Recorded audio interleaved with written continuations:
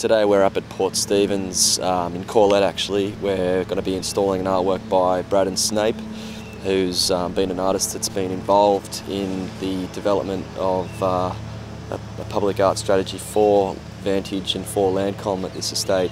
And I guess it marks as a bit of a milestone for a lot of people that have been involved with the project to date, and hopefully today we can document a few of those people and get their thoughts on public art. Well, the work today is I suppose a composition of concrete forms that are, sort of reflect well, the original concept of forms, you know, suggestive of something that might be revealed by the shoreline. But a very important thing for me for this work was that this was a work you could physically sort of move through and be completely sort of encompassed in, sort of physically and visually. As you move through the landscape and sort of approach the work, you're looking out at this sort of vista of this fantastic view up here. But then as you move through the work, it encloses you, and you move through and you really are enclosed by the sort of mass of these forms.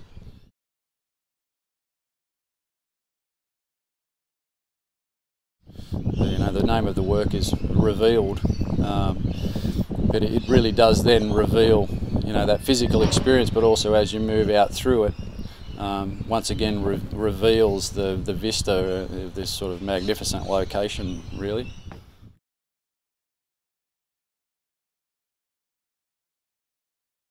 The fabrication and the sort of development of these forms has been a very long, involved process. First of all, deciding that these things were going to be made in concrete, you know, brings up lots of technical issues. So there's starting from, you know, me making a maquette or a model of the forms and working out positioning and relationships and scale of the forms was a sort of fairly involved process. And then from there was the 3D modelling to then sort of as a basis for the fabrication process. So then when we get into the fabrication process, it's working out how these things are going to be made, you know, and finding someone who's capable and willing to take on, you know, a very unknown sort of task.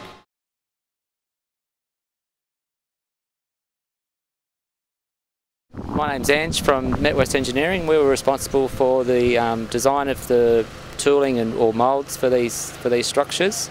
Involved 3D modelling with computer software, the forms, designing the fiberglass shell, coming up with a whalebone pattern to support the 16 or 17 tonnes of weight that are in these in the fins, producing the steelwork frame to hold these while they cured upside down. These are poured in upside down and then inverted for transport. Also having to form the reinforcement steel that goes inside these, which are virtually a replica of the completed concrete. It's a shape of a Rio cage inside those that you can't see anymore. And then down to the pouring, getting the levels right to get the 11 and 12 degree slopes that Braddon asked for. Having to tilt the moulds with, you know, 22 tonnes of weight in them and holding them in position was a bit of a challenge. A few craneage things to overcome, as in, you know, 22 ton lifts and 80 tonne cranes, you know, at their capacity, moving these around in their site. But all in all, a very exciting and challenging project that we hope to do again one day. Today we've been asked to organise the road closures and traffic control, along with the craneage of the art feature. So here it is, it's all happening, which is going to plan, which is a great thing.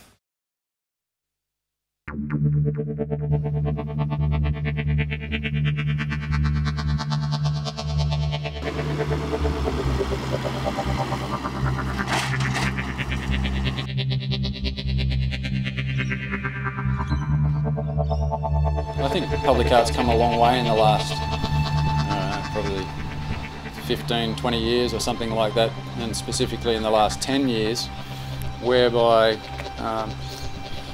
it's not the idea of just sort of plonking a well-known artist's work in some site and saying, this makes this place better.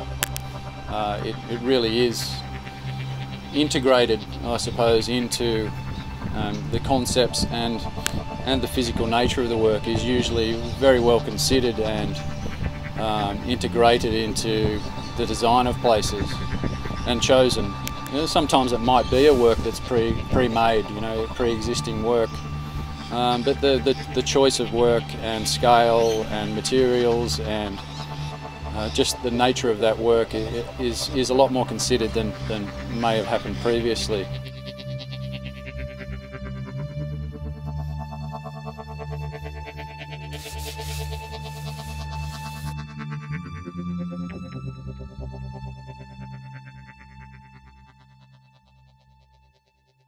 Early engagement of the artist and the collaboration process that came with it has definitely played a part in the creation of the art piece and the landscape. The exciting thing about this was that I was brought on board with Andrews Neil and ARTSCAPE, with under the sort of umbrella of Landcom, of course, to collaborate in the overall process of the sort of urban design and the deciding where the sculptures, to identify where some of the public artworks can go and how they can be integrated into the overall design of the whole development. It's testament to the vision of Landcom, in particular John Sorby, who kept pushing and reminding us of the conversations that needed to be had between the landscape architects, the artists and the public art procurement specialists. And luckily it's been a good process, working with ARTSCAPE and Andrews Neil, particularly Dave Cianci, in the sense that we've found a team that we could all communicate with well and shared ideas and respected each other's ideas and areas of speciality, I suppose. It wasn't a contentious process at all, which was really good. But it was lively at times, in the sense that, no one was holding back if they had an opinion about something. So the result, I think, hopefully speaks for itself.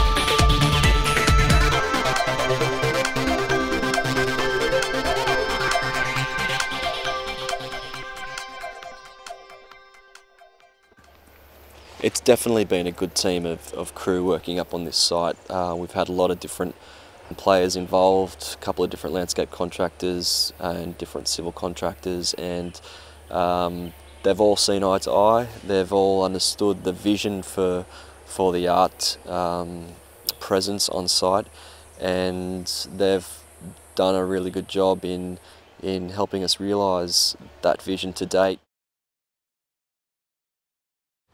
Oh, it looks lovely, yeah. It's what is expected. Looks like what's on the design. Yeah, it looks good.